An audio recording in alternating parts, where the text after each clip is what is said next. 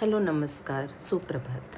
तर आज आम्ही अष्टविनायक दर्शन 2 दिवसात करणार आहोत. त्यासाठी आपण प्रथम लेण्याद्रीला जाणार आहोत. लेण्याद्री हे ठाण्याहून 137 किलोमीटर्स आहे. उंच डोंगर चढायचे असल्यामुळे सकाळीच हे मंदिर करणं अपेक्षित आहे. 6ला ठाण्याहून निघाल्यावर आम्ही 9:30ला लेण्याद्रीत पोहोचलो. लेण्याद्रीत चांगले दर्शन झाल्यानंतर आम्ही ओझरसाठी निघालो. ओझर हे 15 किलोमीटर आहे लेण्याद्रीहून. तर ओझरमध्ये आम्ही अराऊंड 10:30 पोहोचलो.